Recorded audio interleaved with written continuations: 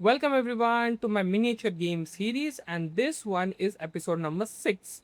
And today I wanted to show you to you a game which is played between Robert James Fischer versus Reuben Fine in the year 1963. Now Robert Fischer was white in this game and he starts with the move pawn to e4. As the Fischer said that best by test play e4. So he played it. His opponent played the move e5, there is knight to f3, knight to c6, bishop c4 and bishop c5. We are in the standard Chioko piano, you can say. And over here, Fischer played for the move pawn to b4. This is called Evans Gambit. Now over here, maybe the bishop takes or knight takes, it doesn't matter. The white will play the move c3, but a bishop takes is the correct move, which he played it. Pawn to c3, bishop to a5. Now over here the second best move, so nowadays it's become more popular, that plays the bishop on e7, so that the bishop will be more powerful on this diagonal, as well as after the move bishop to a3 you are not restricting the castle, black's castle, that's why. But after the move bishop to a5, if somehow, just imagine, like if you will put it, if the white put over there the bishop on a3, then he's just restricting the castling. But in those days, the top recommended move, that is a move c bishop to a5. So he played it. Pawn to d4, e takes d4, and over here the pawn takes is not possible because of the spin. So white just simple castle, and that's how this theory goes. Now, in the first glance, this looks like, excuse me, I sacrificed my two of my pawn, but and what I get it? What is the compensation? Now, over here, if you'll see, first of all, the white has a center pawn.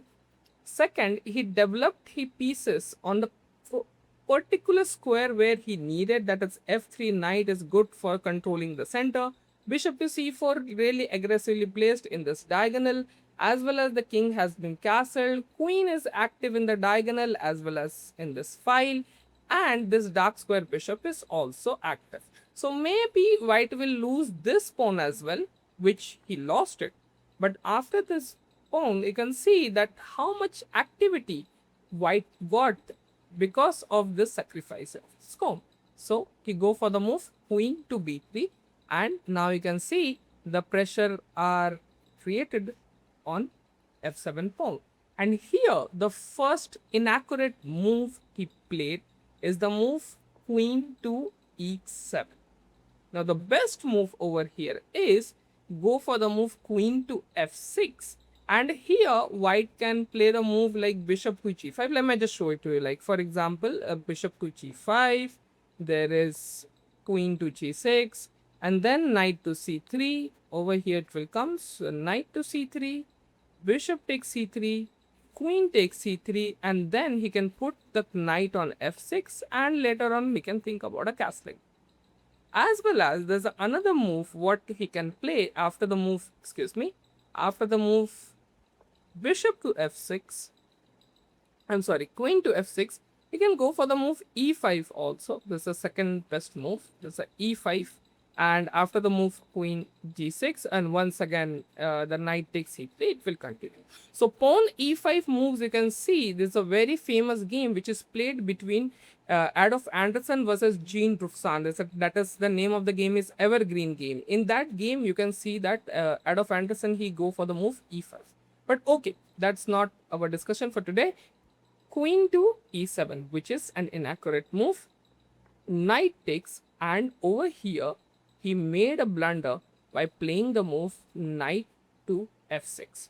Now over here you can pause the video and find out the continuation which Fischer found here after the mistake or the blunder move knight to f6, and here you will understand why it is queen to e7 is not a good move, and why the immediate knight f6 is not a good move. So if you want to see the move, knight to d5, so exclamation mark move he played. Simple, he's just attacking on the queen as well as attacking on the knight. Knight takes, and he go for the move pawn takes here, attacking on the knight. And if you put this question on a computer will say that you just go for the castle, that's it, just sacrifice your knight and that's it, just to maintain the position. But I already told to you that's not how the humans think. So you go for the move knight to e5, knight takes e5, queen takes c5, bishop to b2. And now you can see the effect of sacrificing the pawns, right? Of course, his sacrifice is 2 or 3 pawns, but you see the activity is like a quality versus quantity. Okay, queen to g5. And here, once again, like the first glance, it looks like okay, what we will do, like maybe this check, we can go for the sacrifice or something. But Fischer over here, he find out something typical move over here. If you want, you can once again, you can pause the video and find out that move. So actually, Fischer played over here, pawn to h4, and questioning to the queen that where you wanted to go. And of course, if you want to capture, you can. So basically, he's just offering one more pawn. Like if you want to take it, you can take it. Here, he made an inaccurate move by playing queen takes h4. In this position, the best move is either you can go for the move like queen to h6 or maybe queen to g6. The point over here is why he is sacrificing this pawn so that he can capture the g7 pawn. And g7 pawn is really a valuable pawn. Black cannot give that. Otherwise, how you will go for the castling? Because for this side, you need 2 moves to castle. Like you will move the pawn, maybe b6 or d6, whatever it is, remove the light square bishop, then you can go for the castle. It will take too much of time. In that one, white will just crush you. But capture. And after that one, bishop takes g7, attacking. And once again, if you just put this position in a computer, computer will just say, okay, do one thing, play the move queen over here, let the rook goes. Computer goes crazy over here. Like maybe you can play queen to e7, that's how, maybe the d6, that's how the moves computer recommend. But rook to g8, again, it's a plunder move. And over here, you can pause the video here and find out the mating continuation from this side. But if you want to see the moves, rook fe1, you can go for the another rook also. There's nothing changes. Rook fe1 check. And if there is a bishop takes, of course, like after the rook takes, nothing gonna change it. Okay. And after the move, king to d8, queen to g3. And after this move, Reuben Fine resigned this game. The point over here is the computer is suggesting in this position that you just go for the move queen to e7.